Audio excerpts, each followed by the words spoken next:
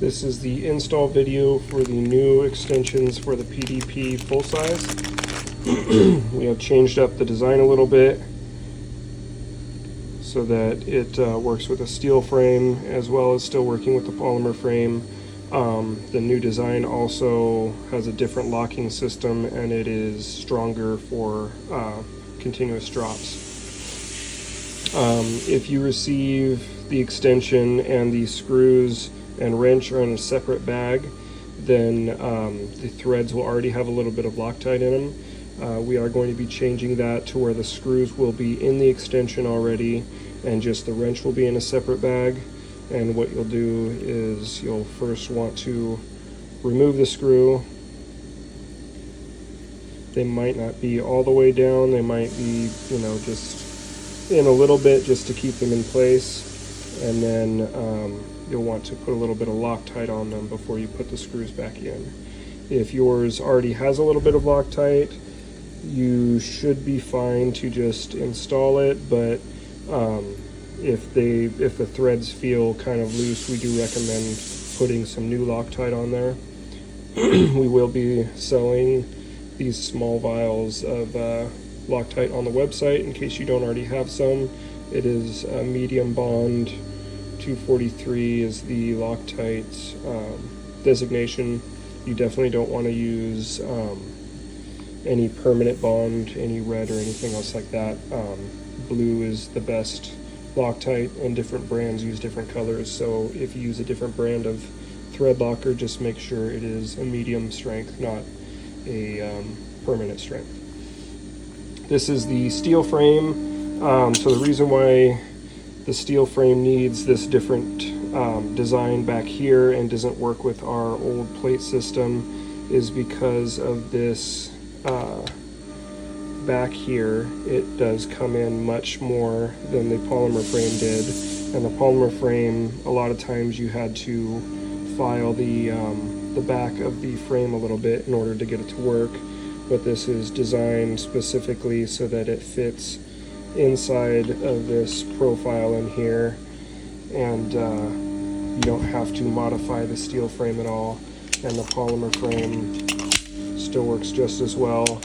The polymer frame, you may still need to file this back in here. This one is a little bit rough looking in order to run the magwell properly, because what happens is when it goes in, if it makes contact with that back there, it actually kind of bumps forward a little bit and it can bind in there. I'll go over that in the install of the magwell. We have changed up our magwell design a little bit, so I will go over that in the video. But for now, for installing the magwell, this is our old, for installing the extension, this is our old extension design. And like I said, this back plate here, because of that, it just would not seat in properly, and so we had to change up that design.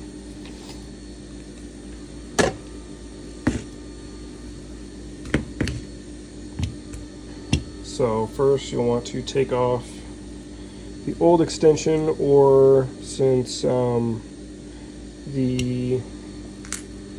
if you're starting fresh without an extension on there, the plate is very easy to take off. It has a locking plate on the bottom of it. I don't have any sitting over here where I could show you, but basically there is the plate that sits on there, and at the bottom of it there's this little round spot. If you take the wrench and push in that round spot, the plate can slide forward, and then you remove the plate and locking plate in order to put on our extension. So this other mag on the compact here actually has our base plate that doesn't add capacity, so I can kind of show you that. So our plates that don't add capacity are basically just a replacement plate.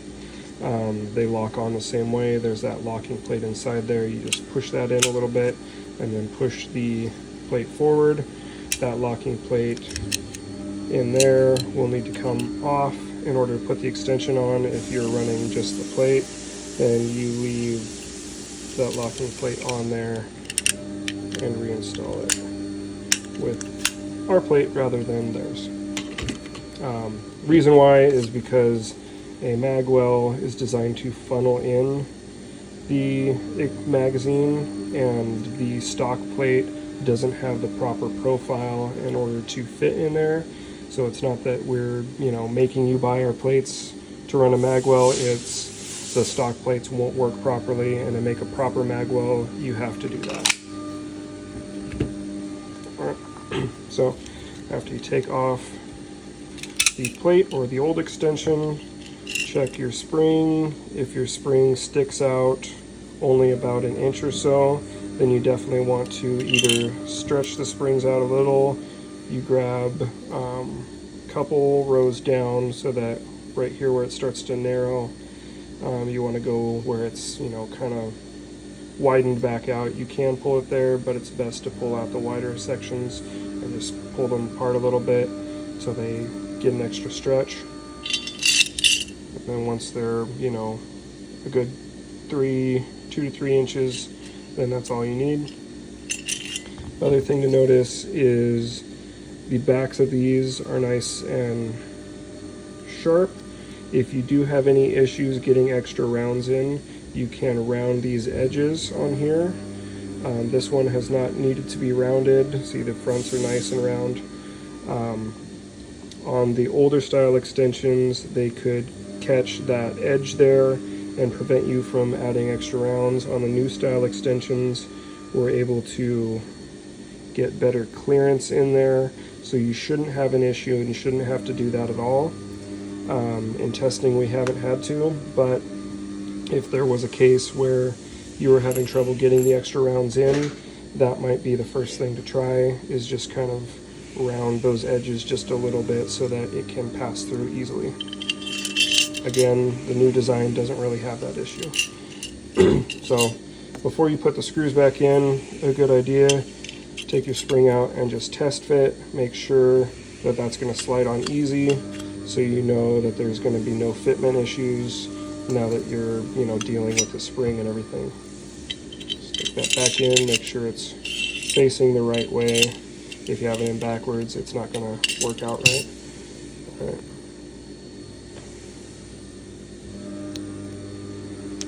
And these vials are kind of a one-time use thing because you can't really replace the cap on there very easily, but I haven't tried saving any of these yet, but you might be able to. I would shake it up a little bit, probably before you take the cap off, and then you want just a drop on there.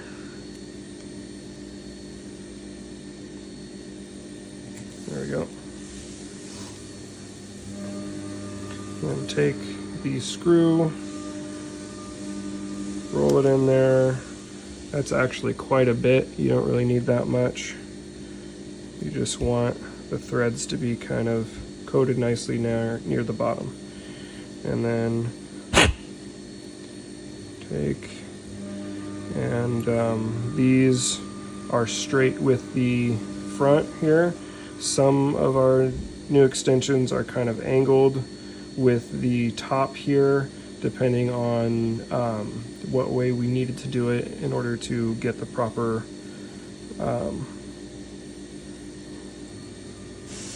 shape on the extension in order to make it work right.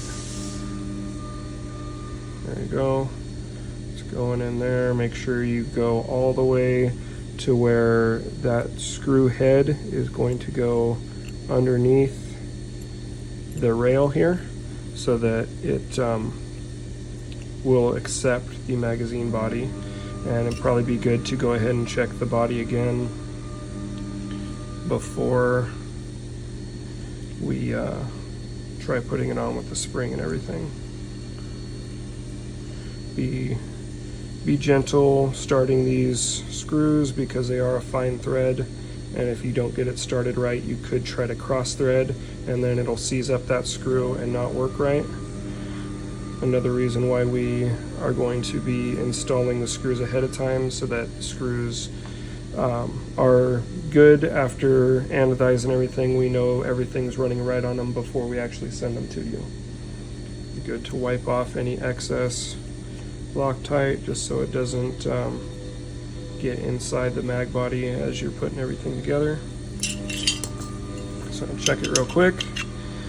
Felt a little bit of resistance there that I didn't have before, just barely touching the heads of the screws, but that's okay. And then you want to push and hold this all the way down so that it will slide on, and you're sliding from the front of the extension to the back. You want the same angle on there.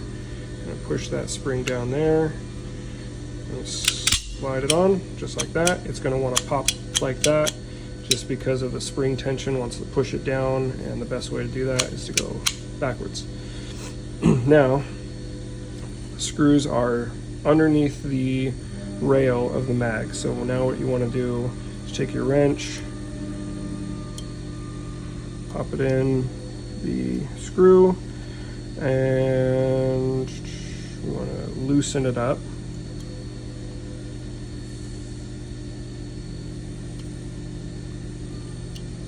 So it's already captured it a little bit, but you want to continue to back it all out until the head sits about flush with the top of that little ledge there, just so that it's got plenty of strength. I think about 4 turns is usually what you want. See how it's just poking up there?